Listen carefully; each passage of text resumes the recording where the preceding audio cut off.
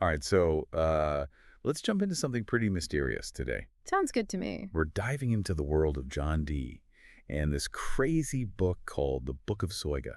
A book that was lost for centuries. Yeah, for centuries. And it just reappeared recently in 1994. Crazy, right? It really is. You shared some fascinating sources about all this. But what I really want to know is what fascinated Dee so much about this book? Especially those tables I keep hearing about. Yeah, the table. What's the deal with them? I mean, what were they for? Well, I think the coolest part is that we're basically on a treasure hunt. A treasure hunt. Yeah, like through history. I like it. So you have John Dee, a scholar, Right. an advisor to Queen Elizabeth I, no less. Wow. And he was someone really into magic and the occult. Oh, yeah, he was really into that stuff. And he's going on this quest for knowledge from a book that no one had seen for hundreds of years, and then it just pops up again. Yeah, it's wild. It's like it was just hidden away all that time. So, okay, tell me a little bit about the Book of Soyga. What makes it so strange compared to other magical texts from that time?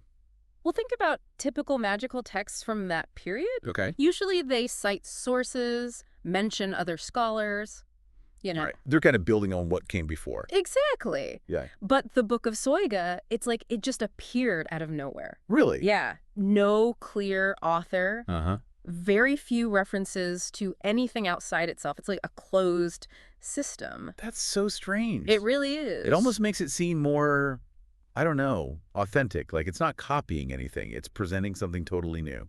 I think that's a great way to put it. Yeah. And on top of all that, there's this thing with reversed writing. Reversed writing. Like they would take a word like sipple, and when you reverse that, Okay. you get lapis, Lapis. which is Latin for stone. Oh, interesting.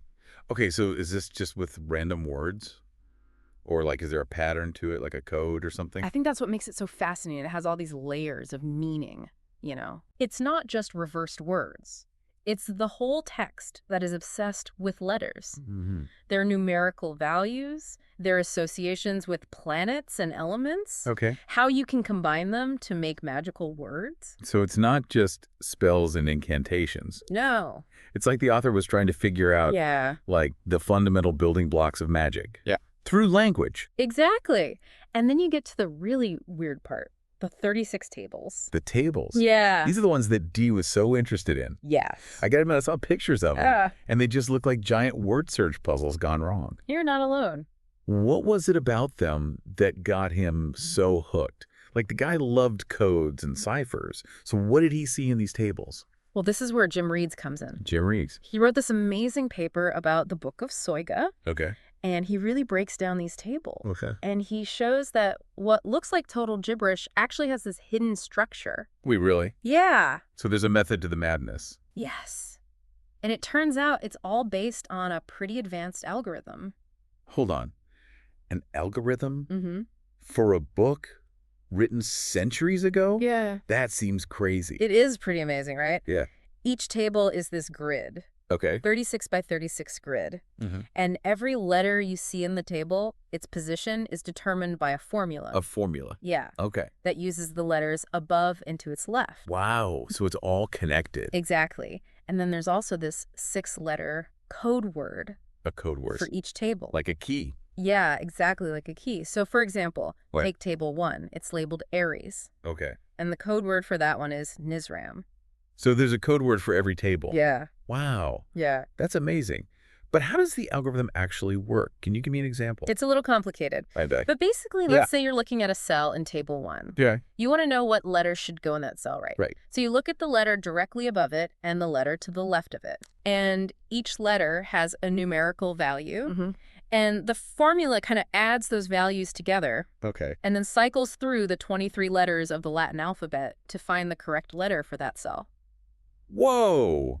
So it's like this mathematical dance. Yeah. Using the code word and the letter values to create the entire table. That's mind-blowing. It is pretty wild. I mean, someone figured this out hundreds of years ago. Yeah, it really is incredible. So how do we even figure this out? It wasn't until Jim Reeds, who was a cryptologist, by the way. A code breaker? Yeah, a code breaker, basically. Wow. He was the one who really analyzed these tables and saw the algorithm. So it took modern code breaking techniques to crack this. Yeah, it really did. The algorithm was hidden so well. That's amazing. It makes you wonder if Dee ever even had an inkling of this structure. Right. I mean, he's brilliant, but Could he have figured that out? Well, there's another layer to this mystery. Oh, no. Reeds also discovered that both surviving copies of the Book of Soyga, Yeah. they have errors in them. Errors. Like they were copied wrong. Well, yeah. But there are two kinds of errors. Two kinds. Yeah, some were made by the original author. The original author made mistakes. And some errors were introduced by the people copying the book later on. Oh, wow. So we're not just talking about typos. We're Yeah. talking about like mistakes in the original algorithm itself. Exactly. How can we even tell who made which errors? That's the cool part, because the algorithm is so specific. Yeah. Any mistake creates this ripple effect. Or ripple effect. Like a trail of incorrect letters, and it forms this rectangular pattern. Oh, wow. And that pattern helps us tell whether it was the original author's mistake or a copyist's mistake. That's amazing. Oh, yeah. So the errors themselves actually tell us about the history of the book Yeah. and how it was passed down over time. Exactly. Wow. And it shows just how hard it was to copy these tables accurately. Yeah, can you imagine? Just all those letters. It'd be so easy to mix something up And then that mistake gets copied and copied. and throws everything off. Yeah. It really gives you a sense of the human element behind all of this. Right. Like these weren't just magical objects. They were copied by real people who could make mistakes. I wonder if they even knew what they were copying.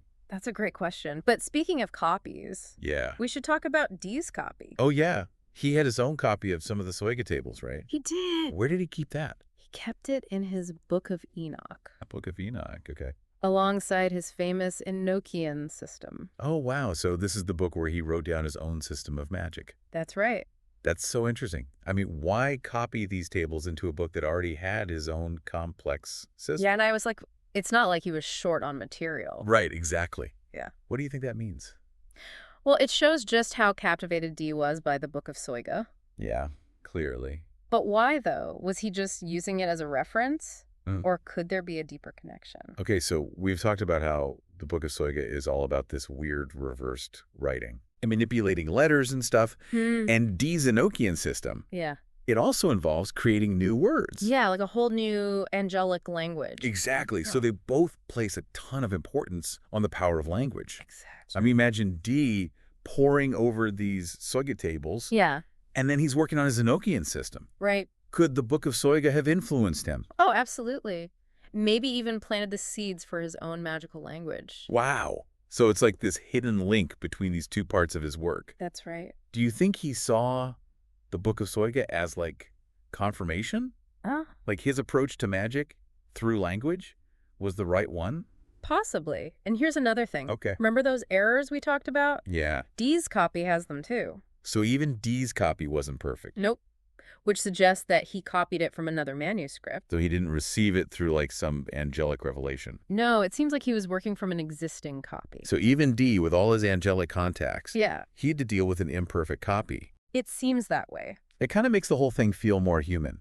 It does, right? Like even someone like Dee, who was supposedly talking to angels, he was still working with these flawed materials. Makes you wonder why he didn't try to get a perfect copy. Right. You'd think he could just ask his angel friends. Maybe he saw the imperfections as part of the mystery. Okay, now we're getting really deep here. It is pretty fascinating. But let's step back for a second. Okay. We've been talking about the tables a lot. Right. But they're just one part of the Book of Soyga. That's true. What else is in there? How does it all fit together? Yeah, it's easy to get fixated on the tables. Yeah, they're pretty captivating. They are. But there's also a lot of astrology and demonology. Oh, wow. And rituals, too. And it all comes back to this fascination with letters. Yeah, exactly. It's like the tables are a microcosm of the whole book. This idea that there are hidden structures and codes underlying reality. And if we can understand them, then we can access some deeper knowledge. Okay, but that wasn't just a Book of Soyga thing, right? No, not at all. It was a whole worldview. Exactly. It was big in both the medieval and Renaissance periods. Right, like think about Gothic cathedrals. Yes. With their intricate designs. And all that symbolism. And the complex music of the Renaissance. Yeah, it's like they believed that the universe was built on mathematical and symbolic order. Exactly. And for someone like Dee, language was the key to unlocking that order. By manipulating letters and creating new words. Yeah. And deciphering codes. Like he was trying to tap into the language of creation itself. The language of God. So the Book of Soyga with its mix of astrology and demonology and all this cryptic stuff. It really fits into that worldview. It does. And you know what? That worldview still resonates with us today. Oh, definitely. We're still fascinated by hidden codes and secret knowledge. And that language can unlock the mysteries of the universe. It's like we never really left that behind. That's true. There's actually this section in the Book of Soyga where it gives alternate names for the 23 letters of the Latin alphabet. Oh. Is that another form of code, like a secret alphabet? It's definitely intriguing. Yeah, it is. It's not just new names either. Oh. There are new symbols for each letter, too. Wow. What do you think that means? Well, I think it reinforces this idea that language can be reimagined, reshaped, and given new layers of meaning. So even the alphabet, something we use every day, it can be broken down and rebuilt. Exactly. Like the author is challenging our assumptions about language itself. I think that's a great way to put it. And remember how we talked about everything being written backward? Oh, yeah. Well, these alternate letter names, they're sometimes presented in reverse order, too.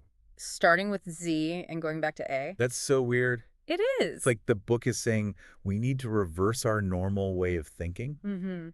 To see things from a different perspective. And maybe then we can find hidden meaning. Yeah. It's as if the author is breaking down language to its core. Yeah. And then rebuilding it in this new way. Right. Like trying to unlock some hidden power or knowledge. You know, a lot of mystical traditions believe that language is more than just communication. Oh, really? They see it as a conduit for spiritual energy. Wow. A way to connect with higher realms. So by messing with language, the author of the Book of Soyga might have been trying to tap into that.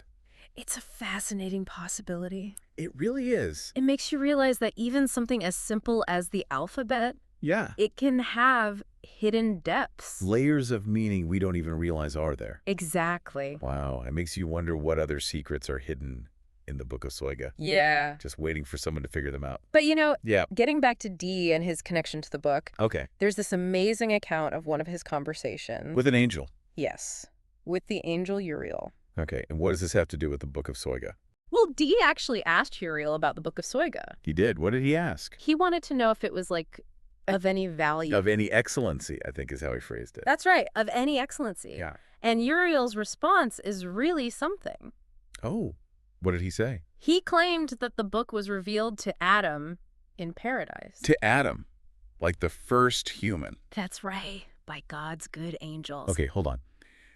According to Uriel, the Book of Soyga is like this ancient text that goes all the way back to the beginning of humanity. It seems that way. That's insane. It is. Yeah. I mean, that gives it a whole new level of importance. Yeah, if we take Uriel's word for it, then Dee wasn't just messing around with some random magical book. He was dealing with something divinely inspired. Yeah, passed down from the dawn of time. That's a lot to process. It is. But if this book is so powerful and so old, why was Dee struggling so much with it?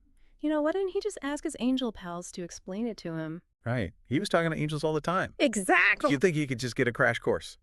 Well, here's the thing. When Dee asked for help understanding the book, especially those tables, Uriel told him that only the archangel Michael. Yeah, like the big boss angel. Pretty much. Uriel said that only Michael was allowed to interpret the book. So even for Dee, who was buddies with all these angels, there were limits. Yeah, like some cosmic knowledge restriction. That's got to be frustrating. I would think so. Like you're so close, but you can't quite get there. Right. It's like there's something about the Book of Soyga that makes it too sensitive. Really? Even for angels to talk about freely. Wow. Like there are some secrets humans aren't meant to know.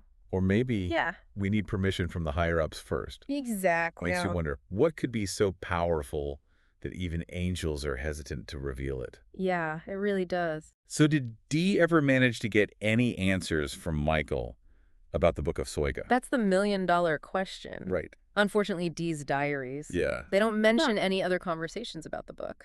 Oh, no. Not with Michael or any other angel. So we don't know if he ever figured it out. Nope. It's like this unsolved mystery. It really is. We have this ancient book. Yeah. Full of crazy tables and word games. And then John Dee, this brilliant guy who was obsessed with it. Yeah. But we may never know how much he actually understood. That's what makes it so fascinating, though, right? It really does. It's not just about an old book. Right. It's about trying to understand this enigmatic figure from history. We see his desire for knowledge. Yeah. His willingness to push the boundaries. And his belief in the and power of language. To unlock the universe's secrets. It's like we're putting together a puzzle. Yeah. And the Book of Soyga is this one piece that both connects to and complicates everything we know about John Dee. It really does make you think about the nature of knowledge. Yeah. The limits of what we can understand. And the allure of the unknown. Well said. And it reminds us that there are still ancient texts out there. Oh, yeah, tons of them. Full of secrets, just waiting to be discovered. Who knows? Maybe someone listening to this will be the one to crack the code of the Book of Soyga. That's a great thought to end on. If you're fascinated by John Dee and the Book of Soyga and all the mysteries of Renaissance magic, then keep digging. Yeah. Check out the sources we mentioned. And see what you can find. There's always more to learn. Absolutely. Thanks for joining us on this deep dive. Yeah. Thanks for listening, everyone. And remember, there's always more to explore. Until next time. Keep those minds curious.